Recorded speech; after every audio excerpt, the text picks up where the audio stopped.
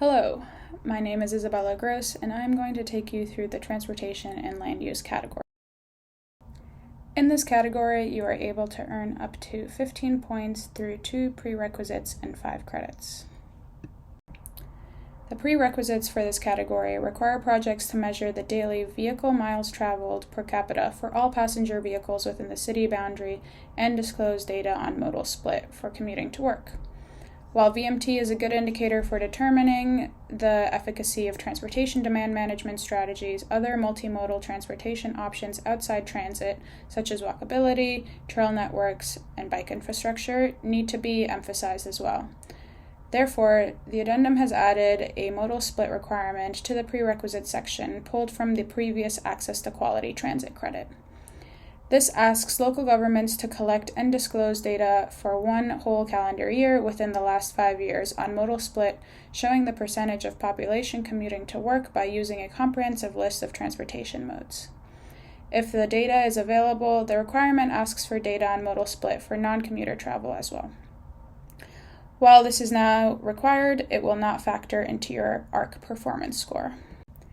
There are 5 credits within transportation and land use. The first credit on the list, compact, mixed-use, and transit-oriented development, allows you to earn up to 3 points. The credit intends to encourage concentrated development in compact mixed-use centers, allowing more efficient use of shared infrastructure and permitting people to meet their daily needs without relying on the use of a single occupancy vehicle.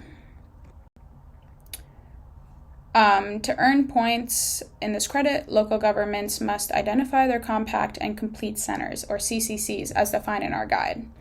There are minimum requirements for the number of CCCs based on a city's permanent population, as seen in Table 5 listed on the left side of the slide. To receive the full 3 points in this category, each CCC must meet requirements around density, diverse uses, and public transit accessibility. 2 points will be awarded if each CCC achieves a walk score and transit score of greater than 70. And finally, 1 point will be earned if you can show that population and job growth is planned around CCCs, and if you provide incentives for residential and employment development in compact, mixed-use, and transit-oriented areas. The next credit is safe multimodal accessibility and intends to encourage the use of diverse transit modes and reduce reliance on single occupancy vehicles. There are 2 points up for grabs in total, with 3 options to choose from, awarding 1 point each. The first option, transit supportive design and policy, requires a city to have earned all 3 points in the compact mixed use and transit-oriented development credit, or demonstrate that 60% of the city's population lives within a 10-minute walk of high-frequency transit.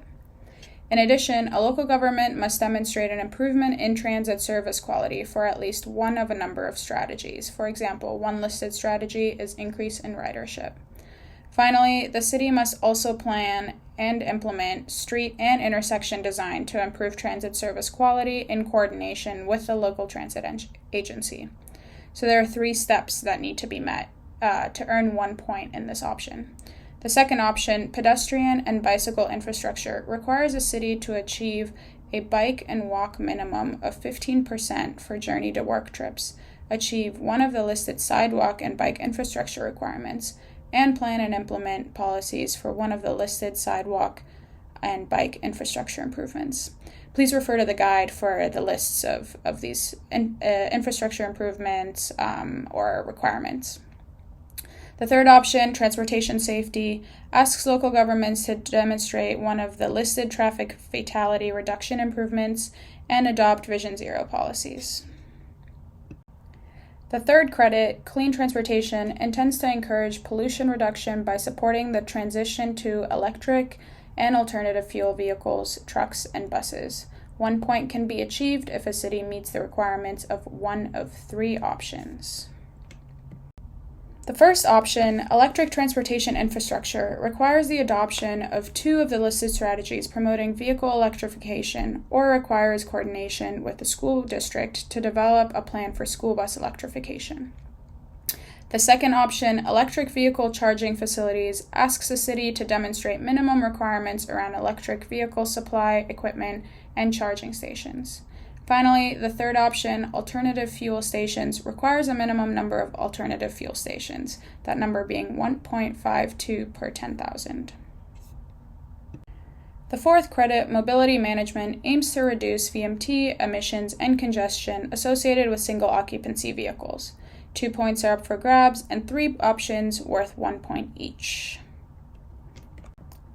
The first option, transportation demand management policy, asks that local governments have employer TDM programs and adopt a TDM ordinance, in addition to ensuring that at least 3 of the listed TDM strategies are available for TMA members. For example, a TDM strategy can be equal transportation subsidy for non-drivers. The second option, parking management, asks cities to demonstrate the adoption of at least 3 strategies listed in the guide. For example, one of these strategies is parking maximums. The third and final option, smart mobility, asks cities to adopt and implement at least 4 of the listed strategies to support a citywide, smart, and efficient transportation system. The fifth and final transportation credit, priority sites, encourages the preservation of a city's historic structures and sites. You can earn 1 point in this credit and choose between 2 options.